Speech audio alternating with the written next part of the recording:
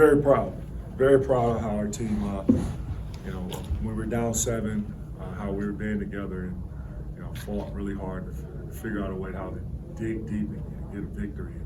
And, each possession mattered to this group.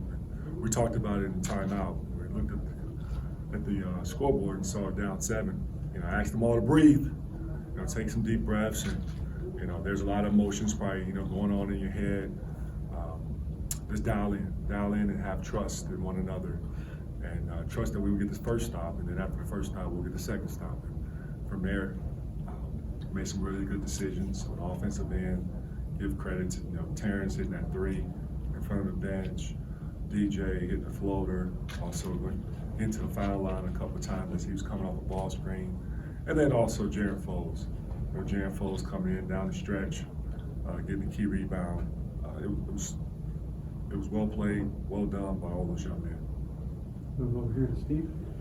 Hey, Juwan, your 3-guard offense scored a lot of points for you. Could you talk specifically about what you like most of the play from Eli and the play from Fred Devontae? Well, both are seniors who have a ton of experience and been in tight games, been in situations where they had to face adversity, where the teams make runs, and having experienced guards in the backcourt really helps your team. And Eli's been rock solid for us for the last 3 years since I've been here, and he's continued to keep getting better and better. There's a lot of trust, a lot of load that's asked of him, and he always welcomes the challenge. He embraces it night in and night out.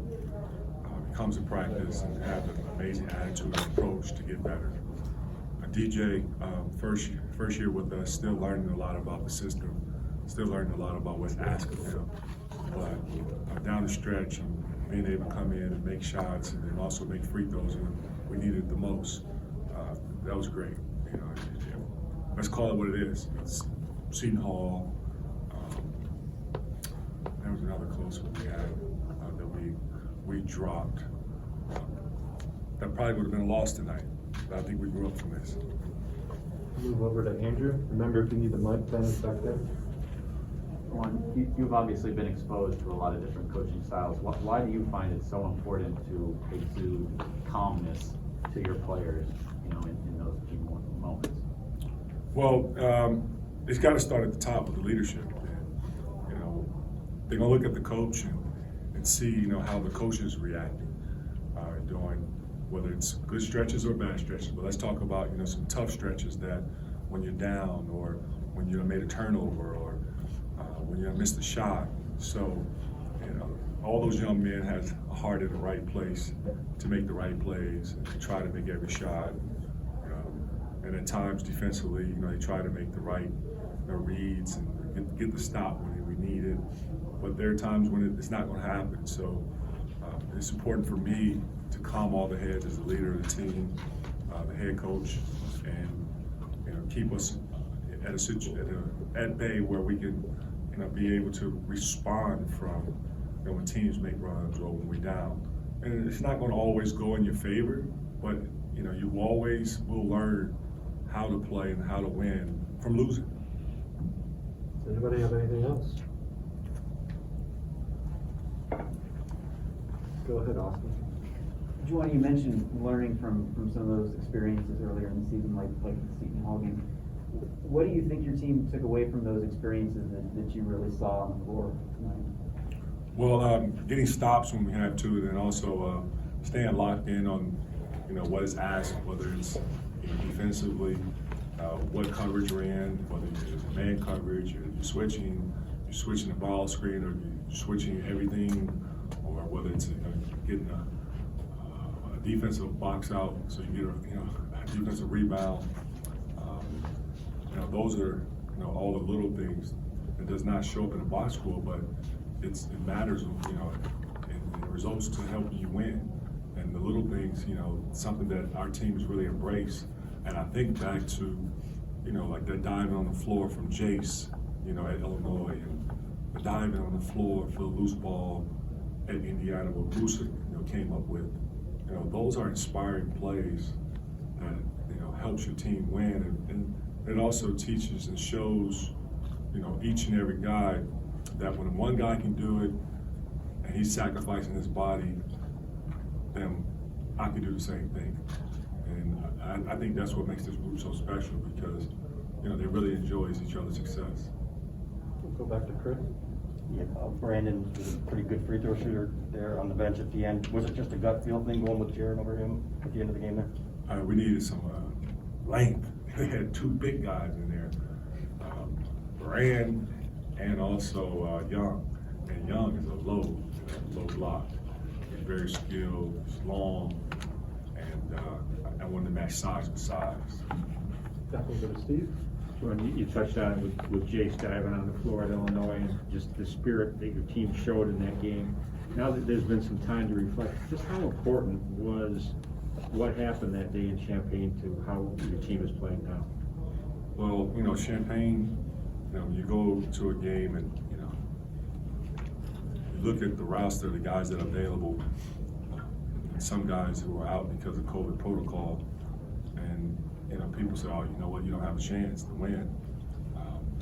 And our guys that were available, you know, I trust that each and every one of us is going to come out and give not only 100% effort, but, you know, 1,000% effort with the energy, with their toughness, and also what I've seen in practice.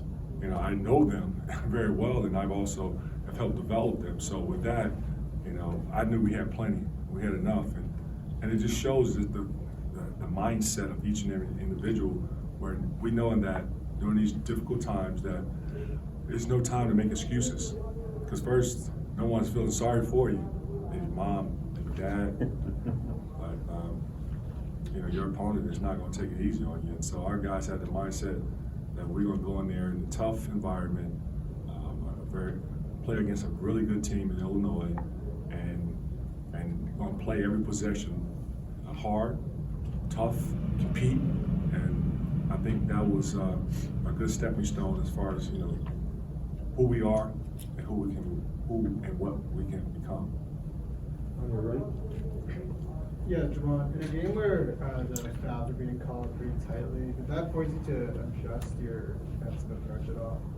I tell you, I'm becoming a better coach, you know, when you have your two best players is out with foul trouble, not just, you know, in the second half, but in the first half.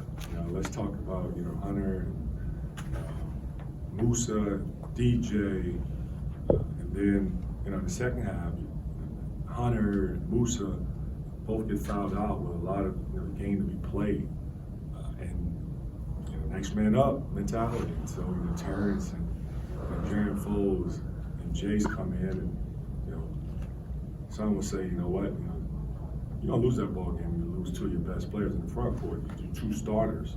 But it shows a mindset about this group that we're not going to quit. Anybody have anything else? Oh, one more. Tian, just go ahead. Did you like, I guess, the execution in the last few plays? Obviously, you fell up 3 with them. Yes, I loved it. Yes. And I did not want to give them an opportunity to come down and run one of their sets where they could possibly get a quick 3. I knew they were in the bonus, and I did not want to give them an opportunity where I could trust, which I do trust, our defense will get stops when needed. But since we're up 3, send them to the free throw line and see if they make the free throws, and it was successful for us.